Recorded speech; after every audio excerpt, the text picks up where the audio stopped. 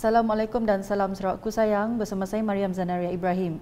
Berita malam ini dimulakan dengan Premier Sarawak, Datuk Patinggi Tan Sri Dr. Abang Abdul Rahman Zuhari Tun Datuk Abang Openg menerima kunjungan hormat daripada Syarikat ASEAN International Arbitration Centre AIAC Malaysia di Wisma Bapa Malaysia Kuching pada Rabu. Rombongan yang diketuai pengarahnya Tan Sri Datuk Suryadi Halim Omar itu turut disertai Timbalan Menteri di Jabatan Premier Sarawak, Undang-Undang MA 63 dan Perhubungan Negeri Persekutuan, Datuk Sharifah Hasidah Said Aman Ghazali. Perjumpaan tersebut bertujuan untuk memperkenalkan AIAC kepada Sarawak di samping membincangkan beberapa perkara berhubung strategi pembangunan pasca COVID-19 2030 atau PCDS 2030. Untuk rekod, AIAC merupakan institusi pembekal perkhidmatan penyelesaian pertikaian alternatif yang diiktiraf di rantau ini yang bukan sahaja menyediakan perkhidmatan timbang tara tetapi juga pengantaraan dan penghakiman. Berita seterusnya, sebanyak 4 lagi projek transformasi luar bandar RTP tahun ini di kawasan Dewan Undangan Negeri Dun Tanjung Batu akan dilaksanakan dalam masa terdekat. Ahli Dewan Undangan Negeri Adun Tanjung Batu Johnny Pang Leong Ming telah turun padang untuk melihat sendiri tapak projek berkenaan bersama dengan wakil daripada Pejabat Residen dan wakil daripada Jabatan Kerja Raya JKR bahagian Bintulu pada Selasa. Ia bertujuan untuk memastikan kelancaran projek itu dapat disiapkan mengikut jadual dan spesifikasi yang telah ditetapkan agensi pelaksana.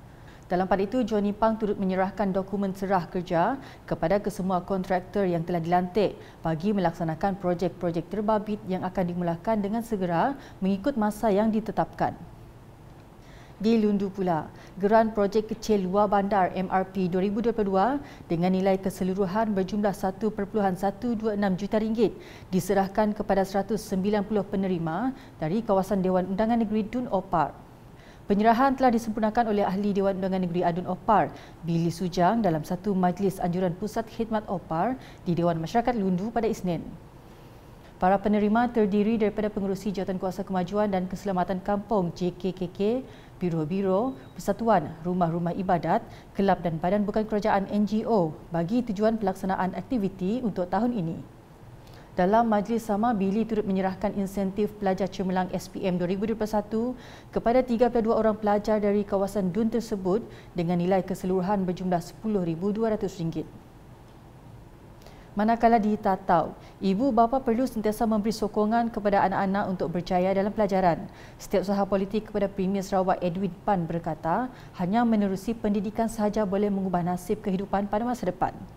Jelasnya untuk berjaya, murid-murid perlu mempunyai keazaman dan kesungguhan dalam memastikan kecemerlangan dalam pendidikan.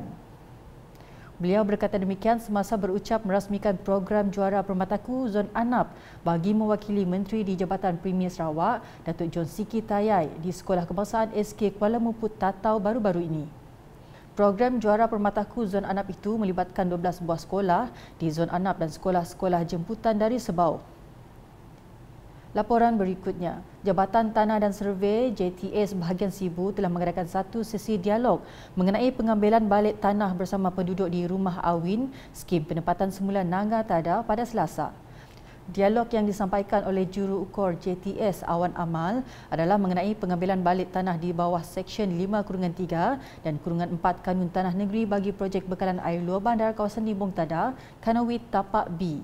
Sesi dialog ini adalah untuk menerangkan pelan kawasan yang akan diambil, mengenal pasti permasalahan atau isu-isu yang bakal dihadapi di lapangan, menerangkan proses pengambilan balik tanah serta borang berkaitan dan menerangkan proses kerja ukur. Difahamkan mengikut pelan asal, kawasan terlibat adalah seluas 6.1 hektar atau 15.067 ekar. Beralih ke perkembangan sukan dengan peserta dari Vietnam menjuarai kejohanan ITF World Tennis Tour Men's Pro Circuit M15 di Kuching baru-baru ini. Menerusi kemenangan itu, beliau berjaya membawa pulang wang tunai berjumlah $15,000 atau RM66,765. Manakala tempat kedua pula dimenangi oleh Yuta Shimizu dari Jepun. Kejohanan ini merupakan edisi kedua diadakan di Sarawak sejak kali pertama berlangsung pada 2012 oleh Persatuan Lawn Tenis Sarawak SLTA. Sementara itu, menurut Presiden SLTA, Datuk Patrick Liu, kejohanan tersebut adalah sebagai inisiatif untuk menggalakkan ramai lagi atlet tenis muda yang mahu mengetengahkan bakat mereka sebelum bertanding ke acara yang lebih besar. Jelasnya, ia juga memberi peluang kepada atlet tenis amatur diberi pendedahan dan kejohanan seperti ini amat penting untuk atlet sukma. Kejohanan itu telah disokong sepenuhnya oleh Kementerian Pelancongan, Industri Kreatif dan Seni Persembahan Sarawak dan Perbadanan Sukan Sarawak SSC. Sebelum mengakhiri buletin malam ini, kita ingin membawakan suara-suara orang awam mengenai rang undang-undang RUU Kawalan Produk Tembakau dan Merokok 2022. Usaha kerajaan menerusi Kementerian Kesihatan Malaysia KKM mewujudkan generasi bebas rokok menerusi RUU berkenaan wajar disokong. RUU yang bertujuan untuk mewujudkan generasi penamat GEG dan melibatkan individu yang lahir selepas 1 Januari 2007 itu secara tidak langsung menjamin kesihatan awam dan melindungi rakyat serta keluarga Malaysia daripada ancaman bahaya produk merokok. Sementara itu, beberapa orang awam telah ditemu bual oleh wartawan Unit Komunikasi Awam Sarawak UKAS bagi mendapatkan pandangan mereka terhadap pindaan RUU berkenaan.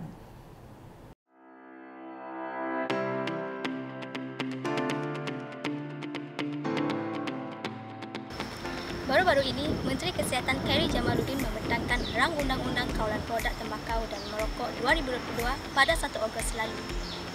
Kini saya berada di Kafe Pustaka Negeri Sarawak untuk mengumpul beberapa orang awam tentang pandangan mereka terhadap rang Undang-Undang Kawalan Produk Tembakau dan Merokok 2022 bagi mengurangkan kadar dengharam untuk GEG, Inisiatif Generasi Penamat.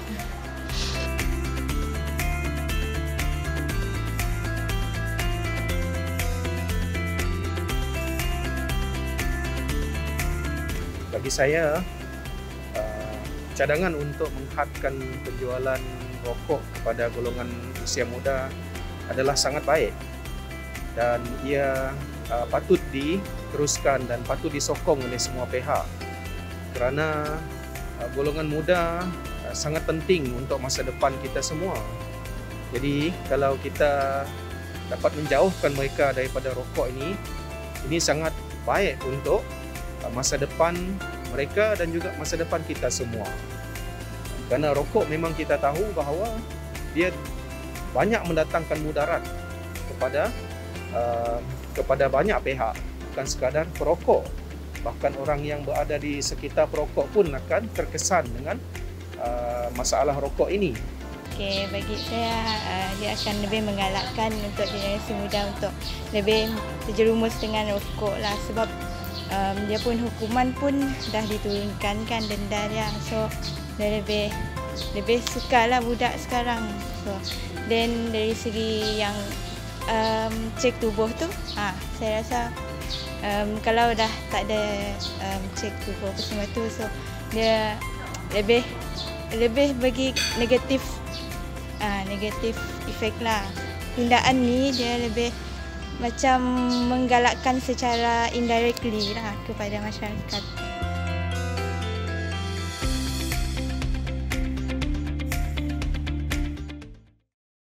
Tuntasnya pelaksanaan undang-undang pencegahan itu dilihat tepat pada masanya dalam membawa perubahan dan memberi manfaat kepada generasi masa hadapan. Sekian edisi malam bersama saya Mariam Zanaria. Berita lebih lanjut boleh didapati di semua platform media sosial UKAS termasuk portal UKAS Sarawak di gov.my dan UKAS channel di YouTube. #menyebar fakta, salam UKAS.